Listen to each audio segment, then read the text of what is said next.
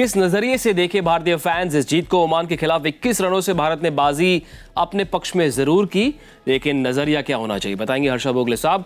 On क्रिकबाज match के बाद in association with success का मंत्र टाटा इंट्रा। भारत ने पहले टॉस जीता और फिर कहा कि भाई हम बल्लेबाजी करेंगे, और फिर अभिषेक शर्मा, संजू सैमसन, इन दोनों खिलाड़ियों की वजह से तिलक वर्मा की भी कंट्रीब्यूशन, अक्षर पटेल ने भी कुछ रन बनाए।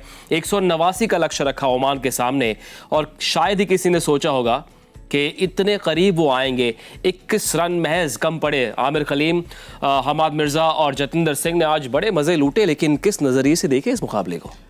ऐसे मुकाबले में आपका जीतना मान लेते हैं हम कि जीतेंगे ही, कैसे जीतते हैं ये देखने लायक चीज होती है। और अगर आप उस नजरिए से ये मैच देखें तो शायद भारत के फैंस थोड़े नाखुश हों, क्योंकि जब आप 190 के करीब रन बनाते हैं तो ये उम्मीद होती है कि आपकी बॉलिंग अच्छी है, आप ओमान के सामने खेल रहे हो, ओमान के सारे बड़े प्लेयर जो भी थे वहाँ पे वो आज नहीं खेल रहे हैं, दूसरी टीम खेल रही है, तो उम्मीद ये होती है कि आप 70-80 रन से जीतो, या फिर जिस तरह से आप गेंदबाजी करते हो थोड़ी ज़्यादा दिक्कत पेश आए उनकी बल्लेबाजों को, ये दिखा नहीं।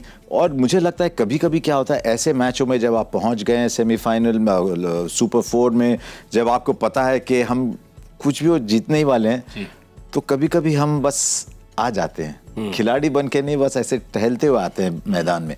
जब आप टहलते हुए आते हो मैदान में तो इस तरह का रिजल्ट अच्छा होता है आपके लिए, याद दिलाता है आपको। फैंस का एक वर्ग ऐसा भी है जो कहेगा कि भाई जीत जीत होती है, 2 पॉइंट भारत की झोली में, भारत जीता, स्कोर कार्ड को यही कहानी बयां कर रहा है। तो इस जीत में भारत के लिए आपके हिसाब से क्या था वो सक्सेस का मंत्र? एक तो जैसे उनको बल्लेबाजी पसंद है करने, वैसे ही खेलते गए वो। संजू सैमसन को वक्त मिला, थोड़ी सी धीमी सी विकेट थी उसमें वक्त मिला, और अक्षर पटेल के रन बने। लेकिन सबसे बड़ी बात मुझे लगी कि जो फॉर्म है अभिषेक शर्मा का वो बरकरार रहा, और जिस फ्रीडम से खेल रहे हैं बहुत मजा आया देखने। बिल्कुल, जिस तरह का पिकअप ये देते हैं, जिस तरह का भरोसा है भारतीय वाइट बॉल क्रिकेट को, T20 टीम को अभिषेक शर्मा में, एक लौते ऐसे खिलाड़ी लगे जो उसी अंदाज में, उसी तेवर, उसी फ्लेवर के साथ आज खेलने के इरादे से आए थे। अभी आपने जो तस्वीर देखी उसमें ग्रिप देखी है उनकी, इतनी ऊपर पकड़ते हैं हैंडल को जिससे लीवर्स ज्यादा लंबे हो जाते हैं, मजा आता है खेलने। वो हमको नजर आया कि ऊपर यहाँ मारा, जैसे लेफ्ट हैंडर आया वहां पे मारा।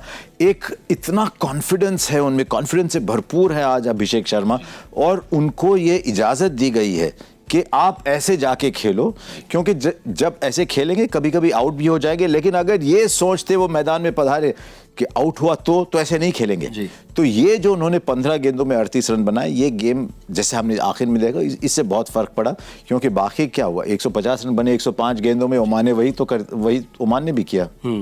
इनको जब खेलते हुए देखते हैं, खासकर जब लॉन्च करते हुए देखते हैं, तो लगता है कि इन्होंने अपने हीरो युवराज सिंह का सक्सेस का मंत्र थोड़ा सा चुराया हुआ है।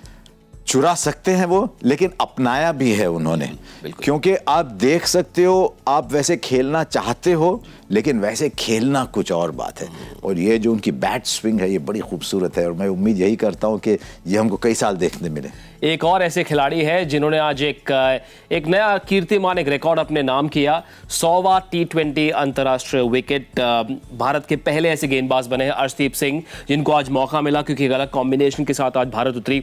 8 गेंदबाज इस्तेमाल हुए, उनमें से एक। हालांकि इनके इंडिविजुअल आंकड़े आज इतने खास नहीं, लेकिन ये मुकाबला इनको याद रहेगा। शायद सिलेक्टर्स को, कोच को, कप्तान को भी एक हल्का सा मैसेज दिया होगा उन्होंने आज कि मैंने 100 विकेट लिए 64 गेम्स में, यानी हर मैच में मैं करीब 1.5 विकेट ले रहा हूं। ये बहुत ज्यादा होता है।